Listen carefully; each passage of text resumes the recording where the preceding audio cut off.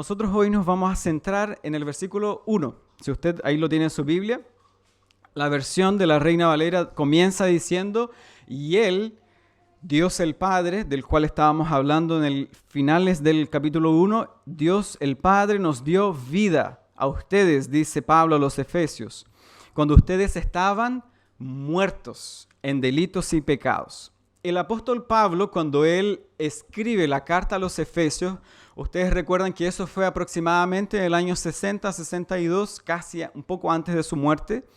Y el apóstol Pablo, al escribir a los Efesios, él estaba preso en Roma.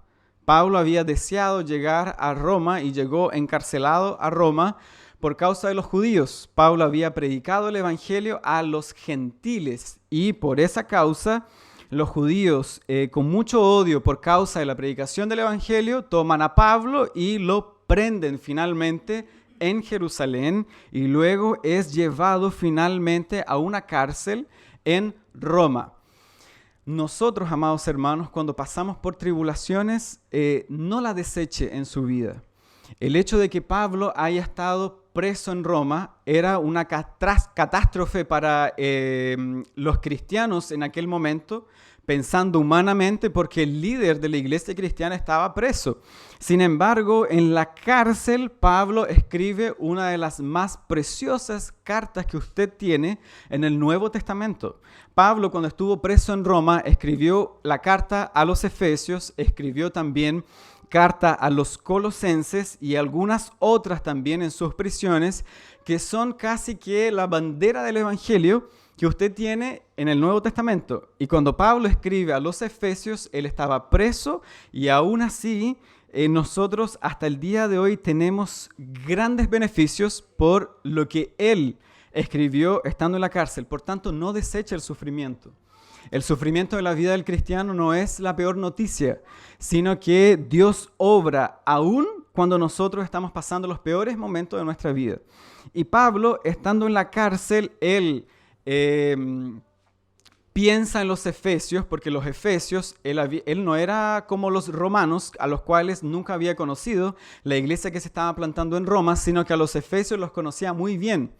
Pablo, en Hechos capítulo 19 y 20, había compartido con ellos por bastante tiempo. Inclusive, el texto dice que fueron más de 3 años Pablo enseñando a los efesios, y cuando se despide de ellos, incluso llama a los ancianos para darles su discurso final. Y ustedes recuerdan que los hermanos se echaron a llorar porque sabían lo que esperaba Pablo si se iba a Jerusalén. Lo más probable es que iba a ser preso, y fue preso. Y los hermanos, entonces, el corazón de ellos más se entristeció por el hecho de que el apóstol Pablo estaba preso. Y él ahora, teniendo eso en mente, a sus destinatarios que estaban tristes, desconsolados y sin ánimo espiritual, algo que le ocurre a muchos cristianos en el día de hoy, Pablo escribe entonces esta carta. Y si usted se fija, no es una carta basada en la psicología, en cómo poder levantar el ánimo de una persona, en cómo poder decir en 7 pasos cómo alcanzar la felicidad. ¿Han visto varios libros de eso? 3, 5 pasos para ser libre, 5 pasos para ser feliz. El apóstol Pablo, él comienza a hablar sobre el propósito de Dios para la iglesia en el capítulo 1. ¿Ustedes ya lo vieron? Lo que Dios desea para la iglesia en la eternidad. El decreto de Dios, escogiendo a personas, salvando a personas para la gloria de su nombre. Y el apóstol Pablo comienza a engrandecer el nombre de Dios. Así comienza a animar a los efesios. Cuando llegamos al capítulo 2 ahora, el apóstol Pablo manifiesta ese decreto de Dios en la práctica, en la vida de las personas. Cómo Dios salva a pecadores, cómo Dios lo hace, y lo hace por medio de su gracia, por medio de la fe. Él muestra la condición del hombre que nosotros vamos a ver ahora, y luego él manifiesta de que en el capítulo 3 Dios ha tomado a gentiles y a judíos en un solo cuerpo, que es el cuerpo del Señor Jesucristo. Y del capítulo 4 en adelante usted va a tener solamente doctrina aplicada a la práctica de la vida cristiana, de que somos uno en Cristo. Cuando usted llega al capítulo 5, capítulo 6, Pablo ahora habla sobre el matrimonio, sobre la iglesia, sobre el amor de Cristo por la iglesia. Son 3 capítulos de doctrina y 3 capítulos llevados la doctrina a la práctica. Eso es lo que Pablo tiene en mente. Y cuando nosotros llegamos al capítulo 2, el apóstol ahora en su mente tiene hablar sobre la gracia de Dios. Pablo habla sobre cómo Dios salva a pecadores, como usted en esta mañana y como yo. Dios salvando a pecadores que están en una situación espiritual no meramente mala, sino terrible, una catástrofe espiritual. Y cuando Pablo ahora quiere hablarnos del Evangelio en el capítulo 2, porque en el capítulo 2 de Efesios lo que está allí es el Evangelio de Dios, esta palabra tan conocida, pero cuando Pablo habla del Evangelio, Evangelium, que es buenas nuevas, eso es lo que significa Evangelio de salvación, Pablo primeramente comienza no a sobar el lomo de las personas, ni a hacerles subir de ánimo, sino que Pablo comienza con las malas nuevas, con las malas noticias. Cuando hay una buena noticia, primero es bueno escuchar la mala noticia. En esta mañana yo tengo 2 noticias que darles. Y nosotros necesitamos empezar por la mala. Hay personas que prefieren a veces por la buena. Pablo lo hace al revés. Comienza con la mala noticia, con la parte más gruesa, más dura, que espero en Dios que si usted hoy se encuentra en esa condición, Dios le pueda hablar al corazón. Mi propósito es hablarle a usted que está aquí hoy, en esta mañana. Y que probablemente yo sé que en mi público hay 2 tipos de personas. Hay personas que son cristianas, que aman a Dios, y hay personas que están aquí hoy, pero no conocen el nombre del Hijo de Dios. A esas personas me gustaría mucho que se pueda identificar y escuchar muy bien lo que nosotros vamos a hablar hoy, porque esta causa se trata sobre usted en esta mañana. El apóstol, cuando él habla a los efesios para animarles, en el versículo 1, él quiere que los efesios recuerden, antes de escuchar sobre la gracia de Dios, que recuerden de dónde Dios los sacó. De dónde ustedes estaban, en qué condición ustedes se encontraban. En el versículo 1, usted me acompaña, el texto comienza diciendo, en la Reina Valera dice, y Él os dio vida, haciendo referencia a Dios. Pero esa expresión no está en el original, en el manuscrito más antiguo. El texto más cercano al texto original comienza diciendo, y a vosotros, cuando estabais muertos en delitos y pecados, en los cuales anduviste en otro tiempo. Luego Pablo llega en el versículo 4 con, pero Dios, ¿cierto? Que es rico en misericordia. Ahí se habla de la nueva vida. Pablo primero está hablando sobre las malas noticias. Esa expresión de que Dios les dio vida, eso no está. Los traductores trajeron eso para el español en la Reina Valera del 60. Y no es que esté del todo mal, sino que ellos tomaron la expresión del versículo 4 y la arrastraron para el versículo 1, para que nosotros ya sepamos lo que Dios hace en la vida de una persona. Pero si somos fieles al texto original, Pablo comienza diciendo, y Él, cuando ustedes estaban muertos en delitos y pecados, y sigue describiendo entonces la condición espiritual del hombre. Vamos a ver hoy solo el versículo 1. En primer lugar, anótelo en su mente. Pablo ahora trata 3 temas en este texto. En primer lugar, habla sobre la condición del hombre en su estado natural.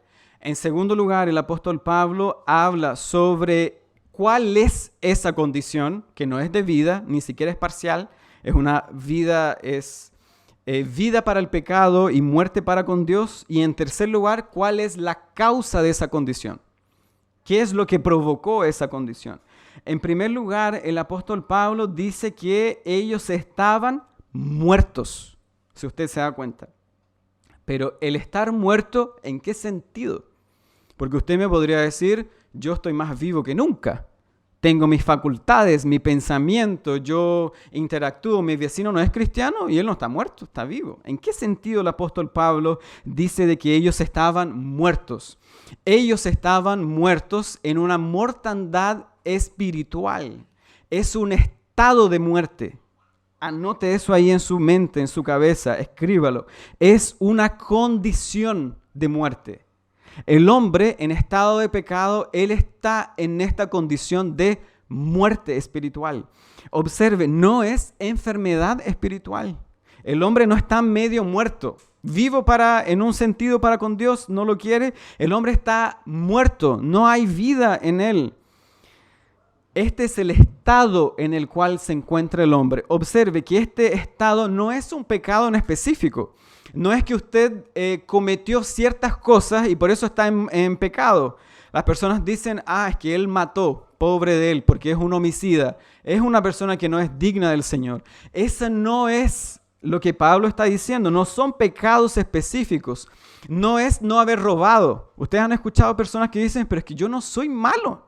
Yo no mato a nadie, yo no robo a nadie, yo nunca he mirado a una mujer extraña, yo no he cometido adulterio, yo no he hecho eso de lo cual tú me estás hablando hoy. Por tanto, yo soy una persona buena que me merezco ir al cielo. Pero el apóstol Pablo dice que las personas cuando nacen, llegan a esta vida en un estado, en una condición del alma espiritual de mortandad espiritual. No es cometer ciertos pecados, no es fallar en ciertas actitudes para con Dios, no es tener una vida inmoral sexualmente. Las personas que digamos es que es una prostituta, esa mujer está en pecado, pero yo no soy así porque yo soy puro. Eso no es el sentido de las palabras del apóstol Pablo. Cuando las personas vienen a este mundo en su estado natural, están en una condición de muerte para con Dios. Usted lo invito para que visite el cementerio de Coronel, el más cercano que tenemos. Ahí usted no va a llegar y va a mirar y decir, es que este cometió cierta cosa, este otra. Todos están muertos, en una condición de muerte. Da lo mismo por lo que hayan muerto. Da lo mismo el pecado cometido. Eso no importa, eso no viene al caso. El hecho es que el hombre está en pecado, en una condición de maldad espiritual. Y en segundo lugar, no es una condición parcial del ser humano. No es que el pecado afectó solo determinadas áreas del hombre, porque el hombre sigue siendo inteligente cada día más. Dicen los científicos, cada día estamos mejor en la ciencia, lo cual yo encuentro que no es cierto, porque hasta el día de hoy no logran un medicamento que acabe con el resfriado, por ejemplo. No se ha encontrado el beneficio de algunos órganos tan sencillos, por ejemplo, como el apéndice. La ciencia hasta el día de hoy, en pleno siglo XXI, aún no se sabe las funciones para eso. Por tanto, la ciencia no debería creerse tanto. Pero ellos dicen el hombre cada día está mejor, y eso no es cierto, porque el pecado no afecta la mente del hombre, o el pecado afecta solo sus emociones. Eso no es así. Ese es el problema, por ejemplo, de tantas filosofías que dividen al ser humano. En su mente, en sus emociones, en su economía, en su salud, su familia, lo trata como cosas fragmentadas. El Evangelio considera al hombre en su condición total. Todo él, toda su alma, toda su mente, fuerzas, corazón, alma, todo eso es el ser humano. Y el pecado lo afectó todo. El pecado, él llegó y acabó con el hombre y tomó todas las áreas de su vida. Su mente está deturpada, su corazón, sus deseos, sus ánimos, sus emociones, sus afectos más profundos del corazón. Todo eso fue afectado por causa del pecado. Es por eso, escuchen bien, que la educación no resuelve el problema del hombre, porque al hombre no le falta educación para mejorar su vida. El hombre no necesita unas clases de economía para así entonces tener un correcto un correcto manejo del dinero, y así el hombre va a mejorar la sociedad. Ese no es la solución para el problema del hombre. La solución para el problema del hombre es más fuerte que eso. Es más potente que la política. Por tanto, usted no espere hoy, en noviembre, en las elecciones presidenciales, un cambio en la sociedad. Las personas comienzan a decir, este gobierno no ha escuchado, ahora sí que sí. Ahora sí que nosotros vamos a mejorar. Derecha, izquierda, no resuelve el problema del hombre. Porque el problema del hombre no es político, no es solo su mente, no son sus preferencias, es todo el hombre. Y el todo del hombre no lo pueden solucionar esas cosas.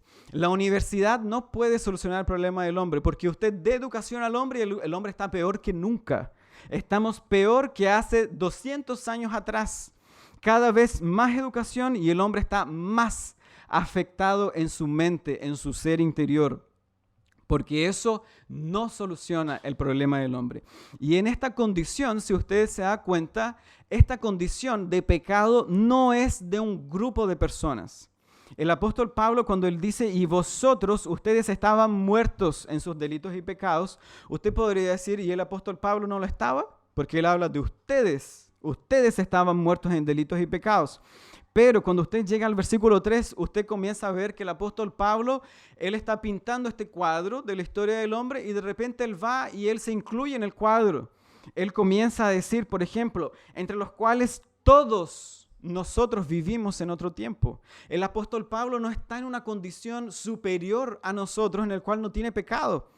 Todos estamos en esta condición natural si no conocemos a Dios. Él después dice, éramos, se incluye ahora en el lenguaje, por naturaleza hijos de ira, Él y nosotros en nuestro estado natural de pecado. O sea, esta condición afecta a todas las personas.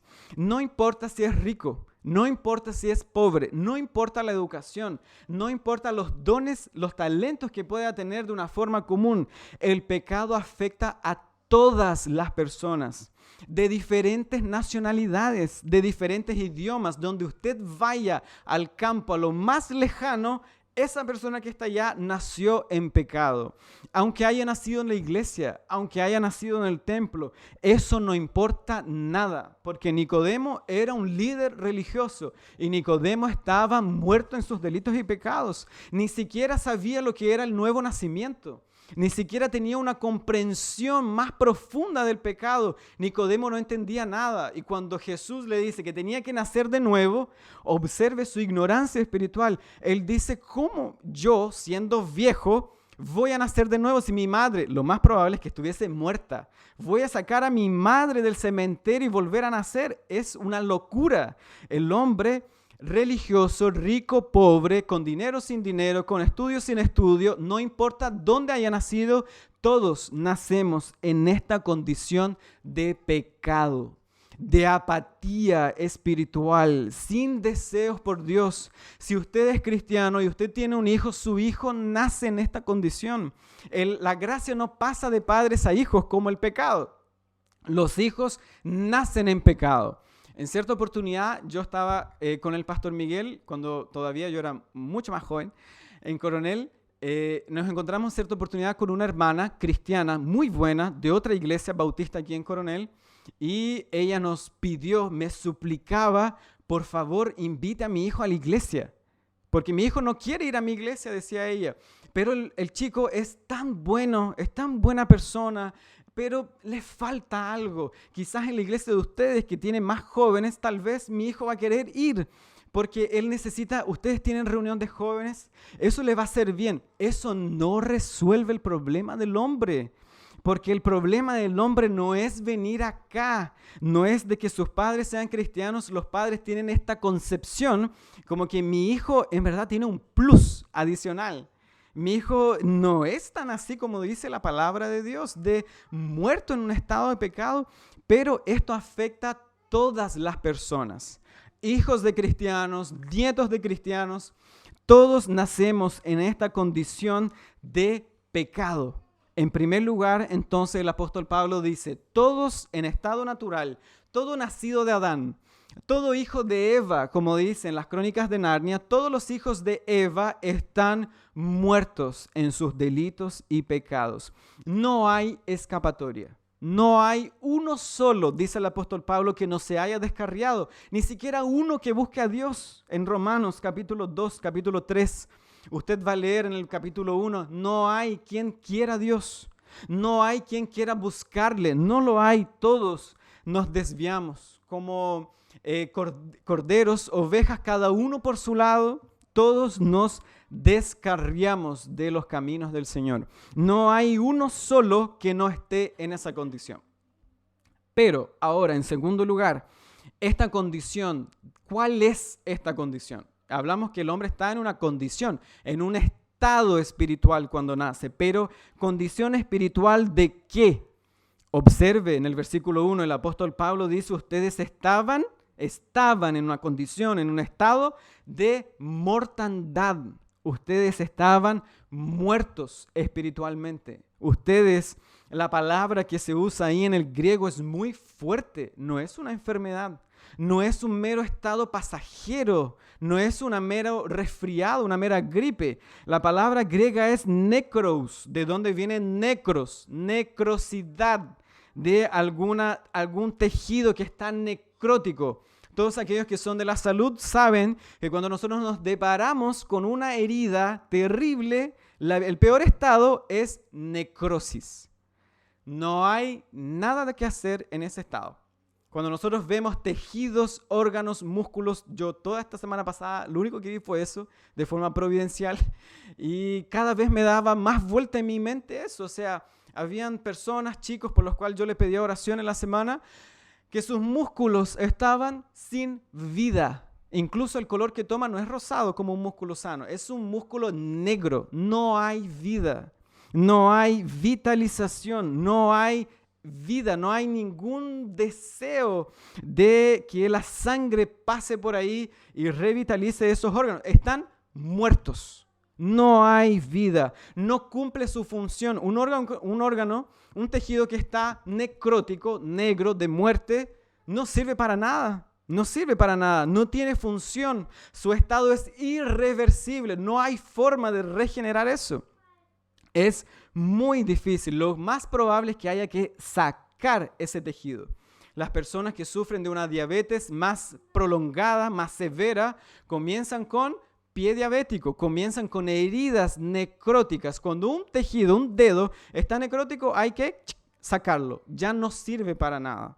Y el apóstol Pablo, miren que toma la mejor palabra para describir el estado del hombre. Y es un estado de necrosis espiritual. El alma del hombre está muerta, está sin vida. Necrosis es ausencia de vida. No hay ningún aliento del hombre. Una persona que está muerta, ustedes han visto, aquí hemos hecho el velorio y funeral de varias personas, inclusive de nuestra iglesia, o en algún otro lugar. Lo que más me llama la atención cuando veo esta escena tan triste y que uno se conmueve mucho, es que muchos de ellos que están aquí tienen hijos, tienen esposas, tienen nietos, y por más que esas personas se acerquen al fallecido, al cadáver, en Brasil incluso lo tocan, lo besan, porque no tiene el vidrio protector, lo toman la mano, lo acarician antes de enterrarlo, y todo eso, hay amor, hay emoción, hay entrega, hay lágrimas cayendo, y ¿saben qué? El muerto no reacciona a nada. He tomado a varias personas fallecidas en mi propio trabajo, a lo cual me dedico de lunes a viernes. Me impresiona ese hecho. Era una persona que entró viva, salió fallecida. Y no hay vida en aquella persona. No reacciona a estímulos, no responde, no habla, no siente, no oye. No tiene deseos, no tiene gustos ni preferencias, no tiene hambre, no tiene nada. Está muerta. Asimismo, dice el apóstol Pablo, nosotros en nuestro estado natural estamos muertos espiritualmente. La caída nos afectó de tal forma en Génesis capítulo 2 y capítulo 3 principalmente, de que ahora el hombre no desea a Dios. El hombre ahora está muerto para Dios. El hombre, así como un cadáver, no tiene gustos, no tiene preferencias por Dios, no tiene hambre por Dios. Por tanto, la persona que no tiene hambre por Dios, lo más probable es que todavía no conoce a Dios. Las personas no ven a Dios. ¿Qué cadáver ve algo? No ve nada. Por más que usted le abra sus párpados, no ve ninguna cosa. Está muerto para las cosas de Dios. No tiene deseos por Dios, no tiene ninguna inclinación por Dios. Es por eso que si su hijo, si su padre, su hermano no quiere venir a este lugar, a la fuerza no se puede traer a nadie, lo más probable es que están muertos, no desean a Dios. Este lugar es el peor lugar para ellos, un lugar donde se les predica de esta forma. Si usted se fija, el apóstol Pablo, a la persona que venga esperando que yo le diga algo bueno para levantar su ánimo, el apóstol Pablo dice, usted está muerto, usted vivía en sus delitos y pecados, usted sigue la corriente de este mundo, usted le sirve al diablo. Así habla el apóstol Pablo a una persona que no conoce a Dios, e incluso llega a decir en el versículo 3, 4, 5 que estábamos todos y éramos hijos de ira. En otra carta el apóstol Pablo dice que éramos hijos de las tinieblas, que servíamos a nuestro padre el diablo. De hecho, Jesús fue el que más habló sobre la condición del hombre en su estado natural. Y cuando se dirige a los fariseos, Jesús dice, ustedes no son libres. El ser humano hoy dice, yo soy libre. Libre para lo que yo quiera hacer. La verdad, dice Jesús, es que el hombre no está en ese estado. Ustedes le sirven a su padre, el diablo. Y las obras de vuestro padre ustedes quieren hacer. Así es como la Biblia, como Dios retrata al ser humano. El hombre está muerto en su estado natural de pecado y de maldad. Es por eso que las personas no desean a Dios. Es por eso que las guerras nunca han de terminar. Usted escucha sobre Rusia con Ucrania y el presidente Trump intercediendo entre ellos aquí y allá. Después se va a levantar otra guerra porque el problema del hombre no se ha solucionado. Cuando falleció el presidente Kennedy en Estados Unidos, habiendo sido asesinado, todos hablaban de que las naciones se iban a unir en favor de la paz. Y cada día el hombre está peor porque el hombre no puede encontrar la paz, humanamente hablando. El hombre no puede revertir este estado. El hombre no puede cambiar su estado natural de pecado. Está incapacitado para tal. Está incapacitado para desear a Dios. Está muerto para con Dios. Ausencia completa de vida. Si usted está aquí en este lugar, en esta mañana, y no conoce a Dios, usted está en esta condición.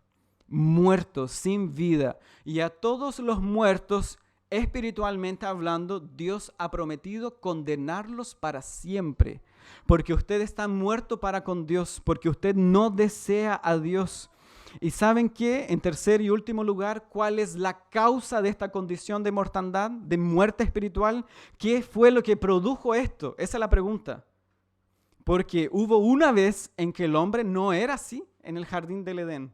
Del capítulo 3 en adelante, el hombre nace en ese estado. ¿Cuál es la causa de esta condición?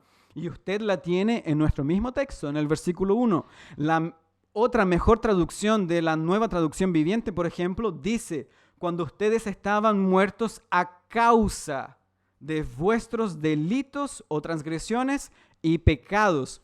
La causa de esta condición de mortandad espiritual se llama pecado. El pecado es la causa de la catástrofe en el corazón del hombre. No es la mala educación, no es la falta de dinero, no es la falta de un esposo, no es la falta de una mujer, de hijos, no es nada de eso. La causa por la cual usted se encuentra en esta condición, en esta mañana, si usted está así, es por el pecado que usted lleva amarrado en su alma y en su corazón. El pecado es la causa de esta condición sanguinaria en la cual se encuentra el hombre hoy. Desde Génesis capítulo 3, ¿qué es el pecado? El pecado es transgresión de la ley de Dios. Pecado es quebrar la ley de Dios. A eso se refiere esta palabra. Es romper la ley de Dios. Es aborrecer lo que Dios aborrece. Es no creerle a Dios. Todos los niños que están aquí en esta mañana, escuchen la siguiente historia. Tengo una historia que contarles. Le comenté a los pastores, cada domingo que yo predique voy a tratar de hablarles a los niños para que escuchen una parte importante. Si se les olvida el sermón, escuchen una historia que yo les voy a contar hoy. Esta historia es la más trágica que ha ocurrido en toda la humanidad. Hubo un tiempo en que el hombre y la mujer vivían en comunión con Dios. Este hombre se llamaba Adán, esta mujer se llamaba Eva. Ellos vivían en comunión con Dios en un jardín precioso que se llamaba el jardín del Edén. De repente, en esta comunión con Dios, Dios les dijo, hagan esto, obedézcanme y ustedes van a vivir. Sin embargo, de repente, el diablo poseyó un animal. Lo más probable es que era el animal más bonito de todo el jardín. E incluso algunos llegan a decir que este animal, que era una serpiente, volaba. Tenía alas para volar. Era el más precioso de todas las criaturas creadas. Sin embargo, cuando el diablo vino sobre esta serpiente comenzó a hablar. Y eso no es una fábula, porque hay otros animales que también han hablado en la historia de la Biblia. Y este animal se acercó a la mujer, a Eva. Y de repente este animal comienza a hablar y comienza a decirles, ¿con que Dios ha dicho eso? De que ustedes no coman del árbol de la ciencia y del bien y del mal porque ustedes morirán. Eso no es verdad. Eso es una mentira porque Dios miente. No, dijo él, el día en que tú comas de ese fruto, el día en que tú comas, tú vas a ser como Dios. Ese siempre ha sido el problema del hombre, querer ser como Dios. Tú vas a ser como Dios y adivinen lo que hicieron ellos. Eva y su esposo Adán comieron del fruto prohibido. Cuando comieron, desobedecen. Si ustedes se fijan, la cadena es así, es no creerle a Dios. Yo no le creo a Dios, le creo al diablo.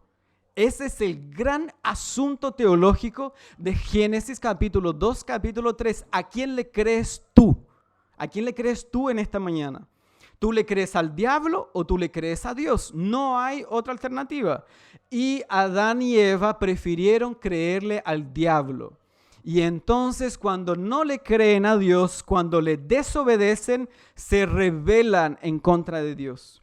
De tal forma que el pecado se constituye en su alma y en su corazón y ellos están presos para siempre en su maldad y en su mortandad, incluso con vergüenza de presentarse delante de Dios. Esa es la peor tragedia de la humanidad.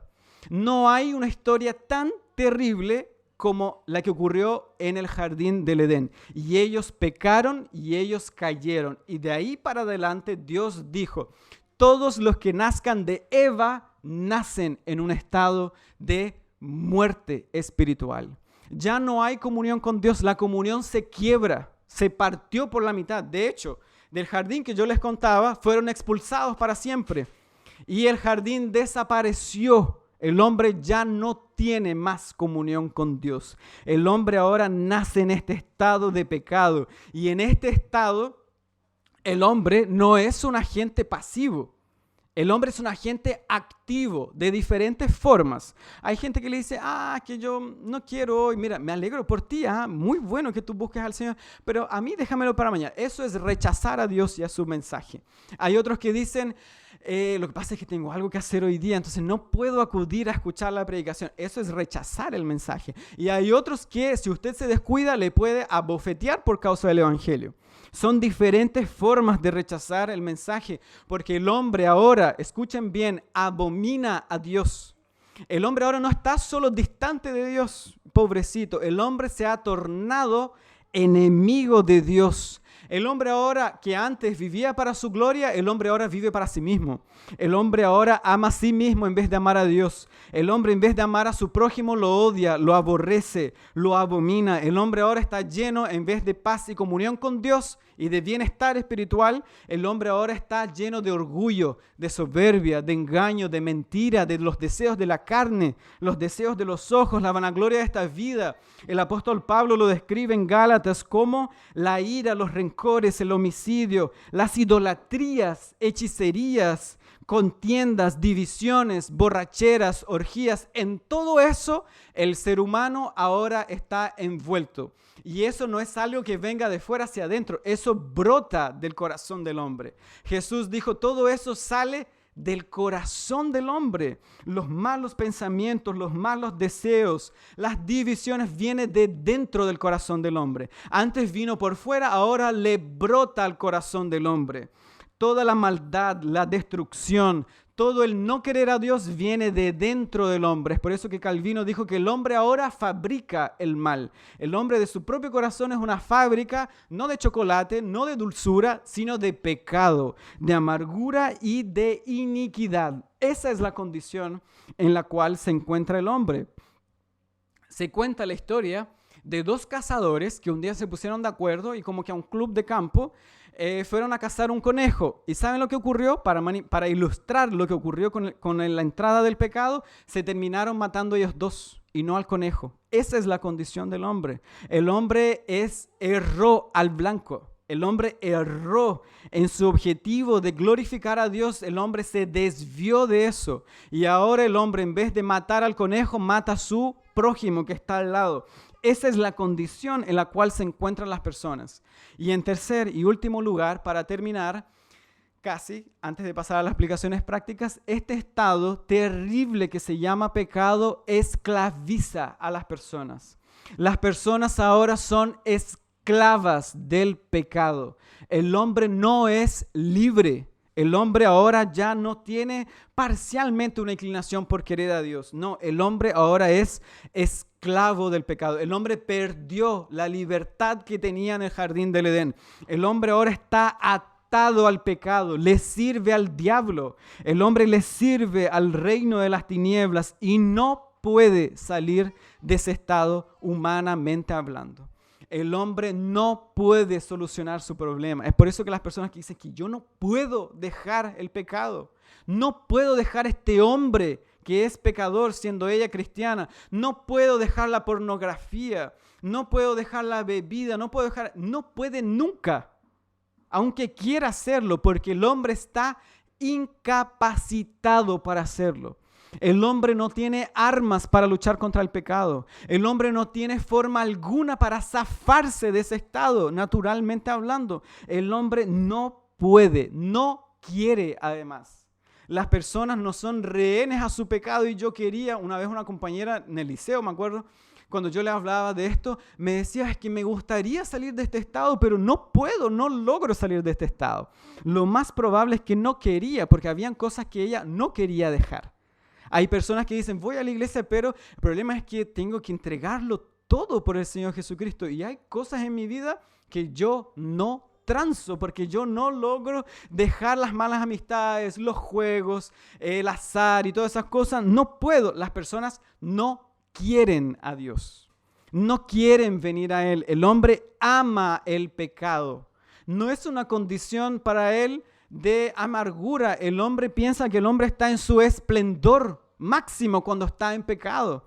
¿Han visto esas personas que están en lo máximo del pecado, en lo máximo de la lujuria? Ellos se sienten bien. ¿A quién de ellos usted ve llorando por causa de su pecado? A ninguno de ellos, porque ellos aman vivir en esa condición, en diferentes grados y en diferentes maneras. Pero el hombre ama estar en ese estado. Cuando usted lo saca de ese estado y lo trae, por ejemplo, a un lugar de adoración como este, el hombre está inquieto.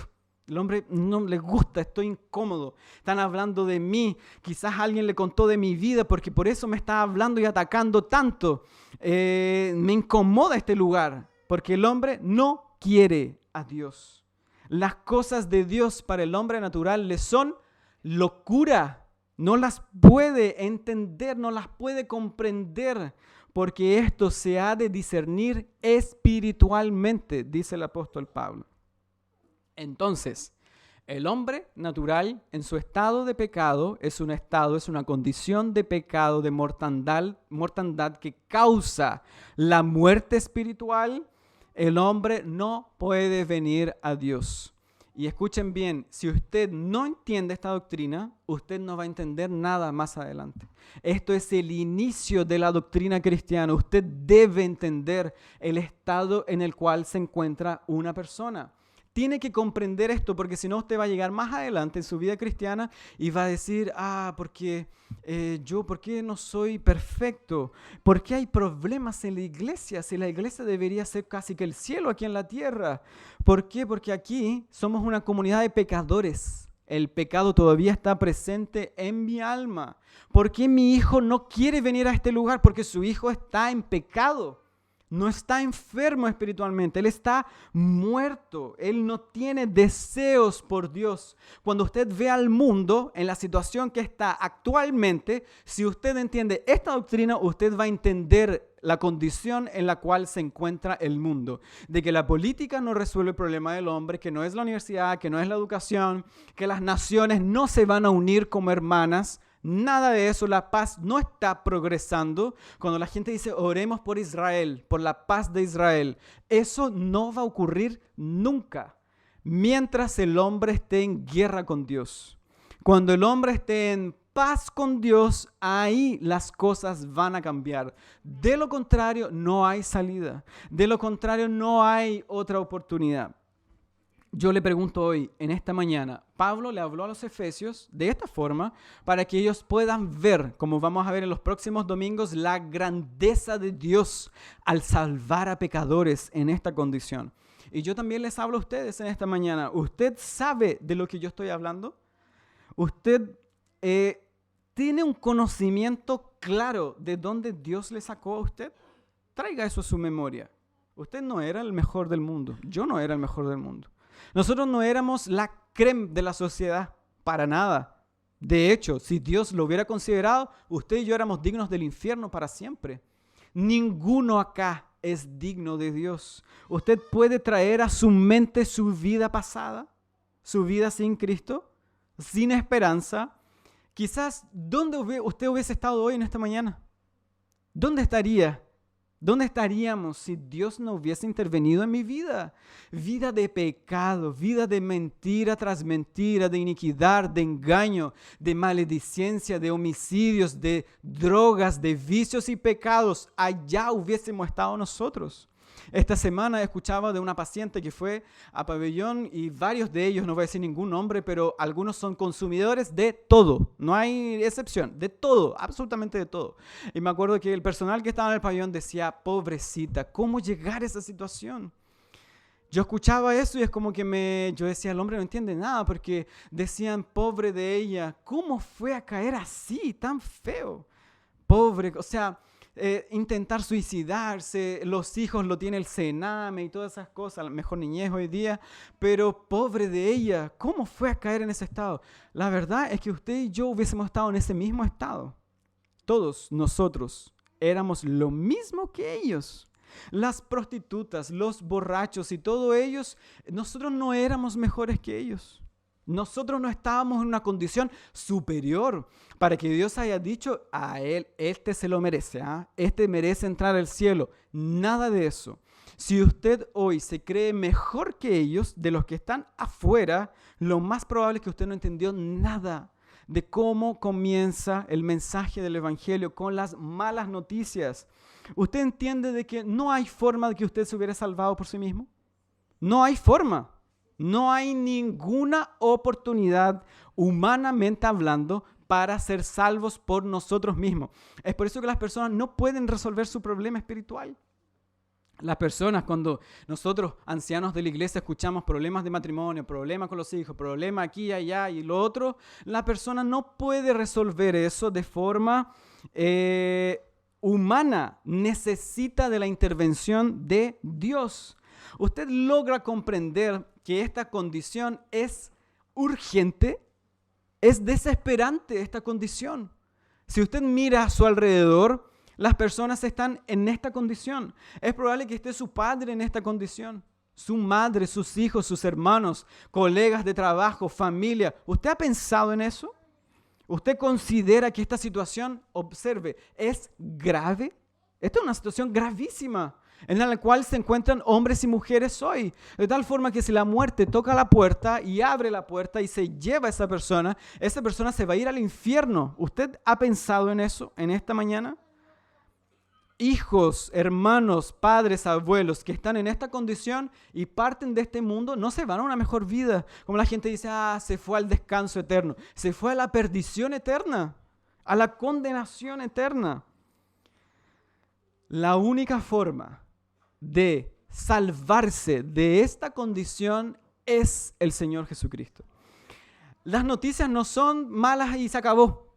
Hay una buena noticia para usted en esta mañana, una buena noticia para mi vida en esta mañana, de que Dios en su gran amor y en su gran misericordia, Dios envió a su Hijo a morir por pecadores como usted y como yo.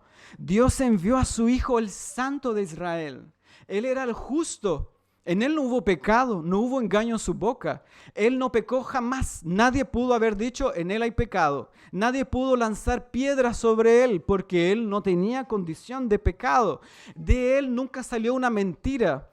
Nunca salió una mala palabra, un mal pensamiento, jamás. Y Dios lo envió a Él para que en la cruz Dios tratara con nuestro problema. De tal forma que todos aquellos que creen en el nombre del Hijo de Dios, si usted cree en esta mañana en el nombre del Hijo de Dios, Dios puede quebrar este estado en el cual usted se encuentra en esta misma mañana, en este mismo momento, Dios lo puede hacer. Dios ha prometido acabar con la esclavitud del pecado. No hay cristiano esclavo al pecado. Eso no es posible. Eso no va con el entendimiento del Evangelio porque Cristo quiebra nuestras cadenas de pecado, de maldad que nos atan a las tinieblas. Él lo puede hacer en esta mañana. Él es el Salvador de los hombres. La palabra lo representa como el amigo de pecadores. Él es aquel que es el camino, la verdad y la vida. Él dice, nadie viene al Padre sino por mí. Él dice que no hay aquel que venga a Él y Él le eche fuera. Él dice que Él promete salvar a aquellos que confían en su nombre. Por tanto, humanamente hablando, para usted no hay escapatoria, a no ser que Dios intervenga en su vida. Y Dios lo puede hacer a todos aquellos que creen en su nombre, a todos aquellos que se arrepientan de sus pecados. Yo, Señor, oren esta mañana, yo quiero dejar esa vida.